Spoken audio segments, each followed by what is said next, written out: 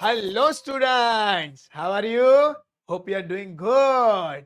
Okay, so अभी तक हमने पहले दो सम देख लिए हैं और उसके पहले थियरी भी हमने अच्छे से समझ ली थी. फर्स्ट टू सम्स वे रिलेटिवली इजी बेसिक क्वेश्चंस थे. आज हम थोड़ा सा कॉम्प्लिकेटेड क्वेश्चन देखने जा रहे हैं. इसीलिए सम शुरू करने से पहले I want to tell you about two concepts. One is byproduct and the other is joint product. So बच्चों, जब एक ही प्रोसेस से दो या दो से ज्यादा प्रोडक्ट निकलते हैं तो उसको हम जॉइंट प्रोडक्ट या बाय प्रोडक्ट बोल सकते हैं. As for example 10th standard में आपने पेट्रोल का डिस्टिलेशन प्रोसेस देखा होगा, पेट्रोलियम प्रोडक्ट्स का. सो वही एक डिस्टिलेशन प्रोसेस से पेट्रोल भी निकलता था, डीजल भी निकलता था, कोल भी निकलता था. अलग अलग प्रकार के आउटपुट उसमें देखने को मिलते थे through a single pipeline. All these products were getting sold in the market which where of equal importance. तो इक्वल इंपॉर्टेंस के दो प्रोडक्ट अगर बाहर निकलते हैं एक ही प्रोसेस से तो उस प्रोडक्ट को हम क्या बोलेंगे? जॉइंट प्रोडक्ट बोलेंगे, क्योंकि both are of similar importance. ठीक है. लेकिन अगर एक प्रोसेस से दो ऐसे प्रोडक्ट निकले जिसकी इंपॉर्टेंस काफी अलग है, एक की इंपॉर्टेंस बहुत ज्यादा, दूसरे की इंपॉर्टेंस बहुत कम, तो उस केस में जिस प्रोडक्ट की इंपॉर्टेंस कम है उसको हम क्या बोलेंगे? बाय प्रोडक्ट बोलेंगे, क्योंकि मेन प्रोडक्ट बनाते बनाते ये बाय प्रोडक्ट निकला. जैसे शुगर केन को जब आप आगे डिसॉल्व करते हैं, प्रोसेस करते हैं, तो उससे मेन प्रोडक्ट निकलता है शुगर, लेकिन साथ ही साथ निकलता है थोड़ा सा molasses also, which is not of equal importance. इसीलिए sugar is the main product, molasses becomes the by product. ठीक है, समझ में आ गया. अब यहां पर जो क्वेश्चन 3 है वो इसी पे बेस्ड है, जहां पर आप देखेंगे कि एक प्रोसेस का आउटपुट सीधा दूसरे प्रोसेस में नहीं जाता, उससे पहले थोड़ा बेचा जाता है, थोड़ा आगे प्रोसेसिंग के लिए भेजा जाता है. ठीक है, चलिए question number 3, let us read the question first. आपकी स्क्रीन पे आपको दिख ही रहा होगा. ABC limited produced 3 types of chemicals during December, मतलब again this is for a period of 1 month, by 3 consecutive processes. Consecutive process मतलब एक के बाद दूसरा, दूसरे के बाद तीसरा, हमें पता है. In each process 2% of the total weight put in is lost, मतलब 2% of the total input is getting evaporated, खाली हो रहा है, खो जा रहा है. इसका स्क्रैप भी हमारे हाथ में बच नहीं रहा है, इसीलिए देखो अंडरलाइन किया है lost. Okay, and 10% is what? Scrap. ठीक है, सो 10% यूनिट्स जो हैं आपके वो क्या हो रहे हैं? स्क्रैप हो रहे हैं, जिसको आप भंगार वाले को बेच के थोड़ा स्क्रैप वैल्यू हासिल कर पाएंगे. ठीक है, then the next is material used. आपको दिख रहा है it is given in tons. 1000 tons for process A, 200 tons for process B and 650 tons for process C. ठीक है, फिर आपको कॉस्ट पर टन भी देके रखा है. 120 rupees per ton, 140 rupees per ton and 150 rupees per ton. फिर दिया है आपको प्रोडक्शन ओवरहेड्स, उसका वैल्यू बता के रखा है. प्रोसेस ए के लिए कितना है? 30,800, प्रोसेस बी के लिए 35,360 और प्रोसेस सी के लिए 35,250. Then you are given with scrap value per ton, मतलब हर एक प्रोसेस कंप्लीट होने के बाद आपको जो स्क्रैप मिलेगा उस स्क्रैप को आप बेचेंगे तो कितनी वैल्यू में बेचेंगे? सबका वैल्यू सेम है दोस्तों, 100 rupees per ton. Okay, and the actual output at the end of the process that you are actually bringing out from the production is how much? Process A में 800 tons, process B में 700 tons and process C में 930 tons. Okay, और फिर देखो लिखा है the output of 3 processes are dealt with as follows. ठीक है, जो नेक्स्ट प्रोसेस में पास हो रहा है that is how much? 75% of process A, 50% of process B. मतलब प्रोसेस ए कंप्लीट होने के बाद बी में ए के आउटपुट का कितना परसेंटेज जाएगा? ओनली 75%। बाकी 25% इज व्हाट? देखो नीचे लिखा है send to warehouse for sale. So 25% आप बेच देंगे, 75% आप आगे प्रोसेसिंग के लिए भेजेंगे, ठीक है। और जो प्रोसेस बी है उसमें यही चीज कितना है? 50%, 50%। और प्रोसेस सी तो आखिरी प्रोसेस है, तो उसके आगे कुछ प्रोसेसिंग के लिए भेजना ही नहीं है, तो entire output is going to be sold, that is how much? 100%, ठीक है। आगे देखो क्या लिखा है, prepare process accounts showing cost per ton of each process, ठीक है। So now let us start with the solution. But before you start the solution, you should be ready with the formats. Process A account, process B account, right? And process C account. Along with that, you also need to prepare the format of working note, calculation of abnormal gain, abnormal loss, and calculation of process rates. ठीक है? So as usual, video pause करेंगे, formats ready कर लेंगे, फिर हम सम शुरू करते हैं। चलिए, assuming that you have drawn the formats, we are ready to start solving the sum. चलो, सबसे पहला प्रोसेस ए में, ठीक है, कितना आपका मटेरियल इनपुट आया अलग से क्वेश्चन में नहीं दिया, जैसा पिछले वाले सम्स में दिया था। Here you are given with material used directly as 1000 tons. So let us start with that.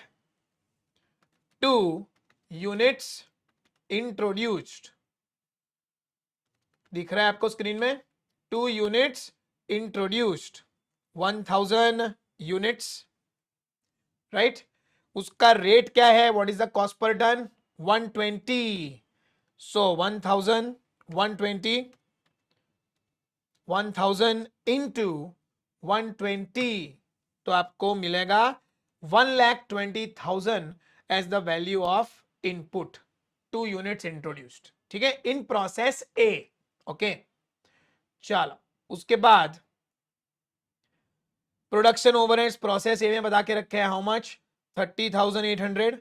So 2 production overheads 30,800 given to you.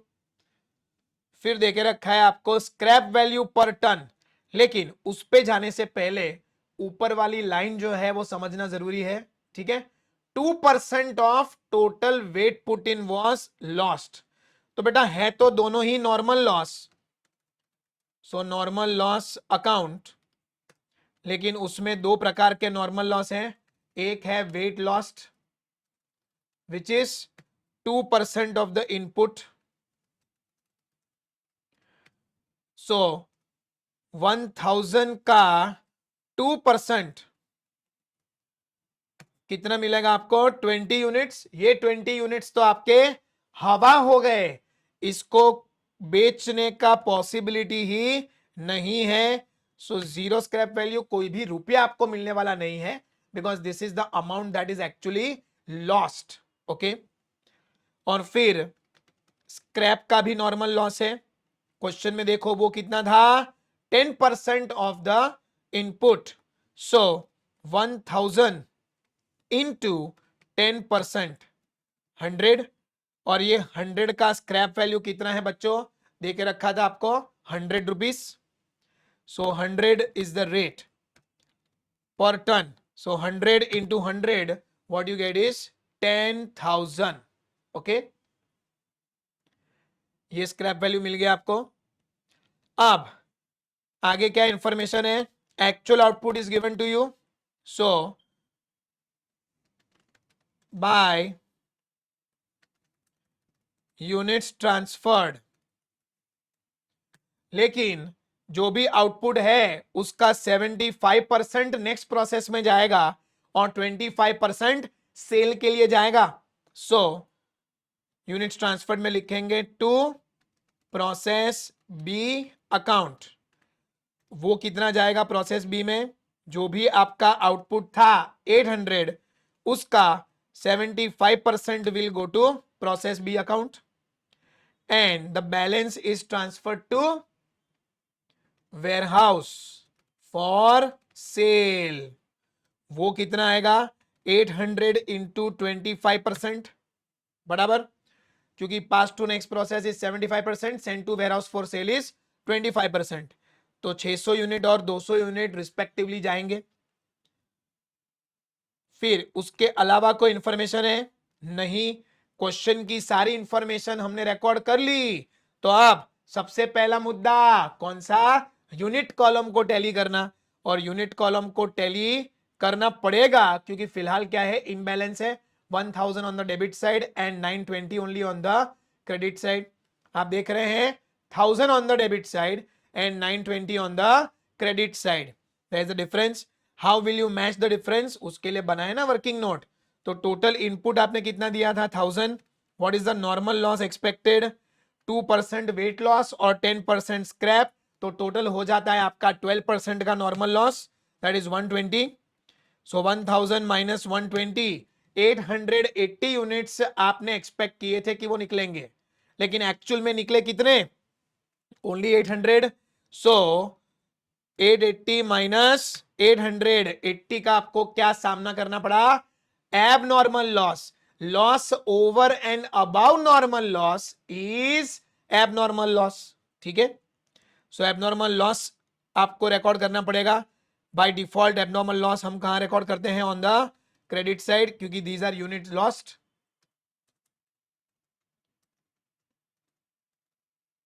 Abnormal loss account is how much, 80 units, which is of course your balancing figure.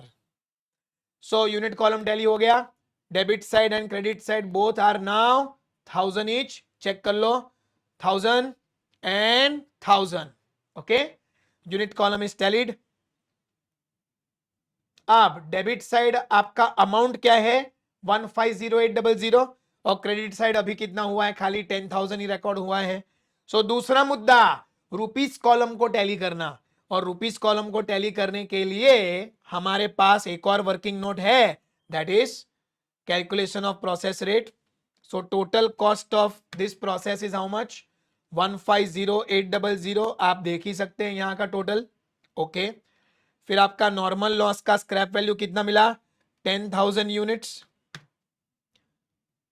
तो normal cost आपका कितना आएगा 150800 minus 10,000, 140800, और आपने normal output कितना expect किया था, ऊपर वाली वर्किंग नोट से आएगा 880, और इसको जब आप डिवाइड करेंगे by 880 you will get the rate as 160 rupees per ton, ठीक है।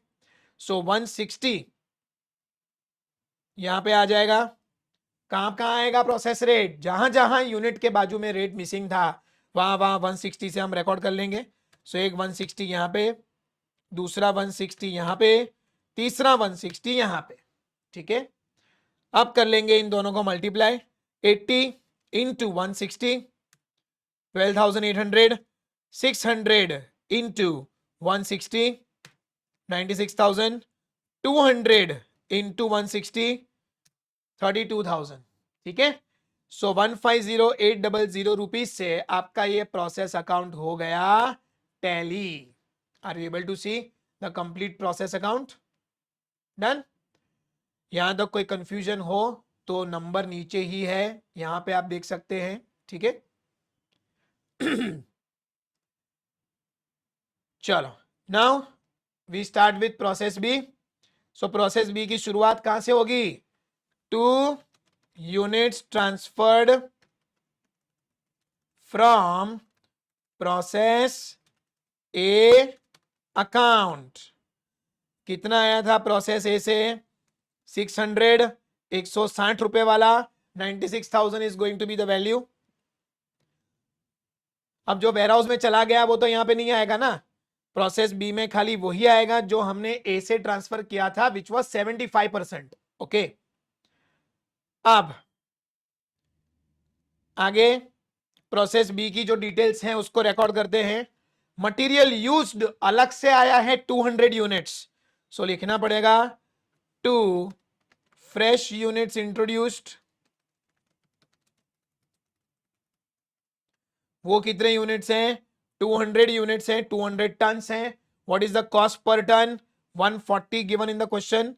सो 200 इंटू 140, 28,000 रुपीज से इसको हम रिकॉर्ड करेंगे. फिर क्वेश्चन में बी को लेकर क्या इंफॉर्मेशन है? Production overheads are given to you 35,360. So two production overheads 35,360. This is recorded. Okay. फिर आएगा क्या आपका स्क्रैप वैल्यू, तो उसके लिए रिकॉर्ड करना पड़ेगा नॉर्मल लॉस अकाउंट. और आपको तो पता ही है कि सभी प्रोसेस में weight lost and normal loss given in scrap are the same. So पूरा रिकॉर्ड कर लेंगे आप बाय नॉर्मल लॉस. दो हिस्से होंगे, वेट लॉस 2% ऑफ इनपुट, और जो स्क्रैप है हाँ उसको भी रिकॉर्ड करना था 10% ऑफ इनपुट. ठीक है.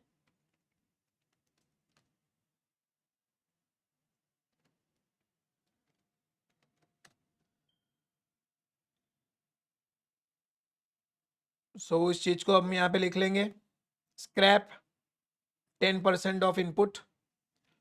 चलो. सो अब प्रोसेस बी में आपको चेक करना है टोटल इनपुट कितना है. 600 जो ए से आया था और 200 जो आपका बी में फ्रेश यूनिट्स इंट्रोड्यूस हुआ था. So what is the total input? 800 unit, 600 plus 200. ठीक है. इनटू 2%, 16 यूनिट्स आपका वेट लॉस हो गया. ठीक है. और जो स्क्रैप है that is how much? 10%. So 800 into 10%, that is 80 units. हमें पता है वेट लॉस का कोई स्क्रैप मिलता नहीं है, तो 16 इंटू 0 इज 0. और इसका स्क्रैप हर एक प्रोसेस का सेम था 100 रुपीज. तो 80 into 100, that is going to give you 8,000 rupees. ठीक है. चलो. अब लॉस भी हमने रिकॉर्ड कर लिया 2% एंड 10%. स्क्रैप वैल्यू भी हमने रिकॉर्ड कर ली. अब क्या दिया है? एक्चुअल आउटपुट को रिकॉर्ड करना बाकी है. ठीक है. That is how much? 700. और उसी 700 का 50% is going to process C, और बाकी 50% is transfer to the warehouse for sale. ठीक है. सो इस बार 50-50 करना है हमें.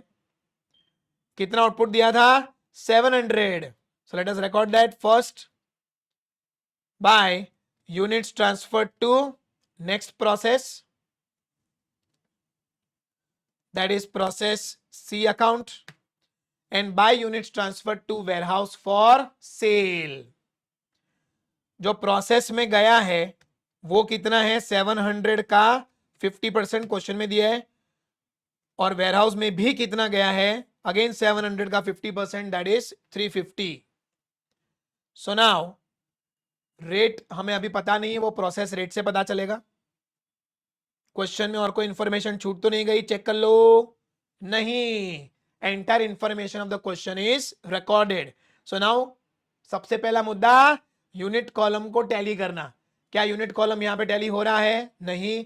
आपका डेबिट साइड कितना आ रहा है? 800, और क्रेडिट साइड कितना आ रहा है? 796. There is a difference of 4 units. तो क्या हुआ? 4 यूनिट भले ही कम वैल्यू हो, डिफरेंस तो डिफरेंस होता है. हर डिफरेंस को इज्जत देनी होती है, और इसीलिए हमने बनाया है उसके लिए working note. So total input is 800. Normal loss again 800 का 12%, 96, and the normal output is 800 minus 96, that is 704 units. ये आपका नॉर्मल आउटपुट निकलना चाहिए था, लेकिन असल में कितना आउटपुट निकला? 700. So again you have lost 4 units extra, a loss which is over and above normal loss, that is nothing but abnormal loss. So abnormal loss को हम फिर से रिकॉर्ड करेंगे, which is going to be your balancing figure.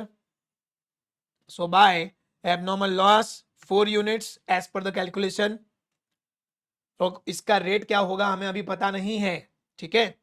तो सबसे पहला मुद्दा unit column को टैली करना, ये हो गया. ओके. अब दूसरा मुद्दा उठाते हैं, रुपीस कॉलम को टैली करना, और उसके लिए हमने वर्किंग नोट बनाई है प्रोसेस रेट की. So what was the total cost of process B? ये रहा 159360, तो उसको यहां पे हम रिकॉर्ड करेंगे 159360। 360 है कि 630 है? 360 है, ठीक है। उसके बाद नॉर्मल लॉस स्क्रैप वैल्यू में कितना मिला था आपको? यही वाला मिलेगा 8000 रुपीज। सो वो 8000 यहां पे हम लिख देंगे। So now the difference between these two is going to be your normal cost, which comes to how much? 151360, ठीक है। और उसके बाद नॉर्मल आउटपुट ऊपर कैलकुलेट किया ही था हमने, 704 यूनिट मिलने चाहिए थे, but you got actually how much? 700 units. कोई बात नहीं। सो रेट कितना आएगा? 151360 divided by 704, 215 rupees is the value of each ton after completion of process B. So process rate आ गया। प्रोसेस रेट आने के बाद कहां कहां लिखेंगे? जहां जहां यूनिट के बाजू में रेट मिसिंग था। 215, 215, 215, तीन जगह पे लिखना है उसको। और इसको फिर आप मल्टीप्लाई करेंगे, रुपीस कॉलम मिल जाएगा। 350 इंटू 215, 75250, और बैलेंसिंग फिगर भी आपका वही रहेगा वेयर हाउस टू सेल में, ठीक है। अब चेक कर लो, प्रोसेस बी अकाउंट पूरा टैली हो गया है क्या? इस process B account tallied, unit भी टैली, रुपीस भी टैली, ठीक है। Now let us go for process C account, ठीक है। तो प्रोसेस सी की शुरुआत कहां से होगी? 2 units transferred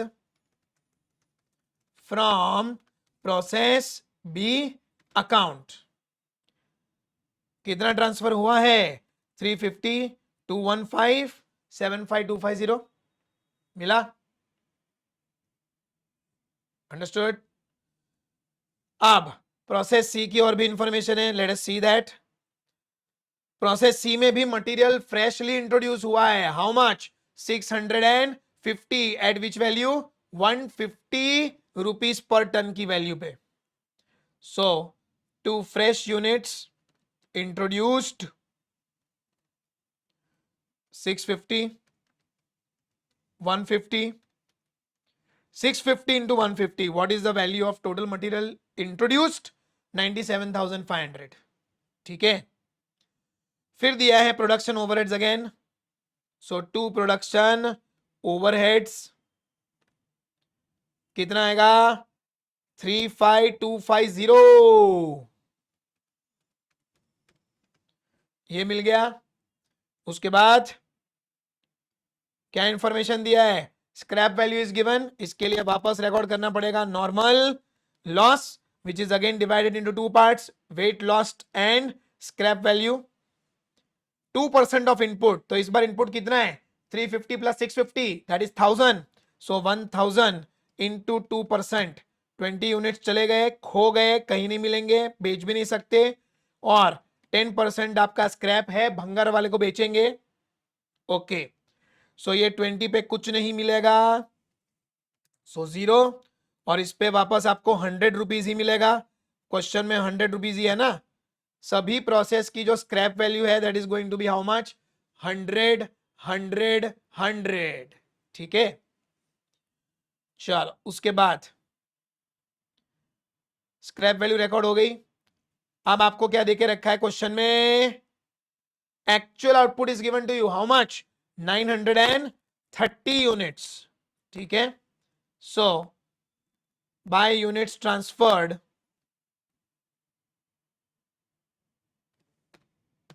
by units transferred, transferred में एंड डालना रह गया था, okay. By units transferred to finished goods account. कितना बोले हैं? 930 यूनिट्स आर गिवन। ये 930 यूनिट्स को हम कौन से रेट पे लेंगे वो अभी मुद्दा है नहीं अपना, प्रोसेस रेट से आ जाएगा वो। और कोई क्वेश्चन में इंफॉर्मेशन छूट तो नहीं गई? चेक कर लो, नहीं। सो नाउ क्वेश्चन की सारी इंफॉर्मेशन रिकॉर्ड करने के बाद सबसे पहला मुद्दा, यूनिट कॉलम को टैली करना। क्या यूनिट कॉलम टैली हो रहा है? नहीं। 1000 on the debit side, credit side पे कितना है? 1050। सो बैलेंसिंग फिगर आपका आएगा on the debit side how much? 50 units. तो बच्चों इसको क्या बोलेंगे? यस, एबनॉर्मल गेन बोलेंगे। लेकिन उसके लिए वर्किंग नोट है ना, total output sorry total input 1000, normal loss इसका 12% जो एक्सपेक्टेड था वही 120। सो आपका नॉर्मल आउटपुट कितना होना चाहिए था? 1000 माइनस 120 दैट इज 880। लेकिन बच्चों निकला कितना? 930 is the actual output. So the difference 880 minus 930, 50 units का हमको गेन हो गया। सोच के बैठे थे 880 प्रोड्यूस होंगे, लेकिन आ कितने गए? 930। तो ये 50 यूनिट्स ऐसे हैं जिनको हम लॉस मान के चल रहे थे, लेकिन ये हमारे सामने फिनिश गुड्स बन के आ गए। ठीक है, सरप्राइज। चलो फिर 50 यूनिट्स का हो गया abnormal gain, and this is again your balancing figure. तो लिखो, ठीक है। क्या यूनिट कॉलम टैली है प्रोसेस सी का? यस। अब दूसरा मुद्दा क्या है? रुपीस कॉलम को टैली करना। तो उसके लिए बना है एक और working note, calculation of process rate. Total cost is how much? 2,08,000। Okay, what is the normal loss scrap value? 10,000। तो आप नॉर्मल कॉस्ट कितना आएगा आपका? 2,08,000 माइनस 10,000, 1,98,000। और इसके लिए आपके पास यूनिट्स कितने हैं? 930। सॉरी, नॉर्मल आउटपुट कितना था? 880। ठीक है, so 1,98,000 divide by 880 is how much? 225 rupees. So process C complete होने के बाद पर टन की वैल्यू कितनी होगी? 225 rupees per ton. Process rate आ गया। अब इस रेट का क्या करना है? वहां लिखना है जहां जहां यूनिट के बाजू में रेट मिसिंग था। सो 225 on both the sides, 50 into 225 11,250, और यहां पे आएगा 930 इंटू 225 दैट इज 2,09,250। आप चेक कर लो बच्चों, आपका प्रोसेस सी टैली हो गया है। अरे यस और नो? यस। ठीक है, यूनिट 1050 से टैली, रुपीज 219,250 से टैली। ठीक है, तो ये ऐसा सम था जहां पर सारा आउटपुट ए से बी में, बी से सी में नहीं जाता था। थोड़ा ए के बाद वेयरहाउस में चला गया सेल के लिए, थोड़ा ही गया प्रोसेस के लिए, फिर बी से भी सी में आधा आधा गया। सो इसको हम क्या बोलेंगे? Joint product and by product का कंसेप्ट इसको बोलेंगे। फिलहाल क्वेश्चन में क्लैरिटी नहीं है कि कौन सा प्रोडक्ट निकला, सो इसको हम दोनों में से कोई भी बोलेंगे तो चलेगा। ठीक है, हालांकि जो कॉस्ट है, जो रेट है, वो हर एक चीज का क्या था? सेम था। 50% जो प्रोसेस सी में गया उसकी वैल्यू भी 215, और जो वेयरहाउस में बेचा उसकी वैल्यू भी 215। तो बोल सकते हैं कि at the end of each process 2 equal value products were getting produced. So इसको हम जॉइंट प्रोडक्ट का दर्जा दे सकते हैं। ठीक है, किसी को कोई डाउट, कोई कंफ्यूजन हो तो आपको पता है कहां कांटेक्ट करना है। स्क्रीन में आपको मोबाइल नंबर सारे दिख ही रहे थे। ठीक है, तो बस फिर आज के लिए इतना ही। Okay bye.